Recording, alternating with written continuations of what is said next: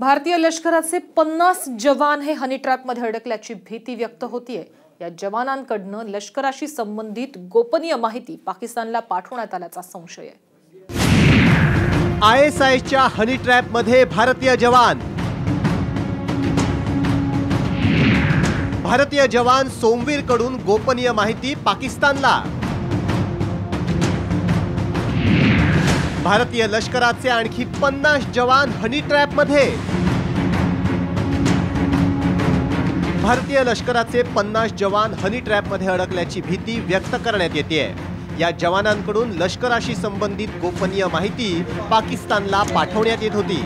लष्करानं या प्रकरणाची चौकशी सुरू केली आहे। या प्रकरणी सोमवीर नावाच्या जवानाला पोलीस आणि लष्करानं अटक केली आहे। लष्कर आणि शस्त्रांची छायाचित्र, महत्त्वाची स्थळं आणि लष्करी कवायतींबाबतची माहिती संबंधित तरुणीशी शेअर करताना सोमवीरला रंगेहात पकडण्यात आलं।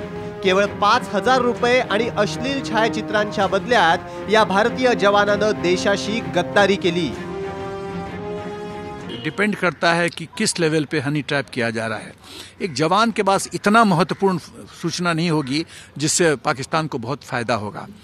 यदि ऊपर कमांड स्ट्रक्चर पे वो major, colonel, brigadier, major general इसको ट्रैप करता है तो स्थिति बहुत भयंकर हो सकती है। तो मेथोडोलॉजी यही है। इसी तरीक़ा से basically wine, women and wealth, physical proximity बाद में करते हैं, फिर सेक्स का मामला आता है, पैसे का आदान प्रदान होता है, वो बंदा फंस जाता है, वो दलदल में से निकल नहीं पाता और फिर उसको ब्लैकमेल किया जाता है कि तुम और लोगों को कल्टीवेट करो और को हमारे ग्रुप में शामिल करो। एक बहुत भयानक स्थिति पैदा हो जाती है। पाकिस्तानची गुप्तहेर संस्था आयएसआयनंच अनिका चोप्रा नावाचं फेक फेसबुक प्रोफाईल तयार केलं।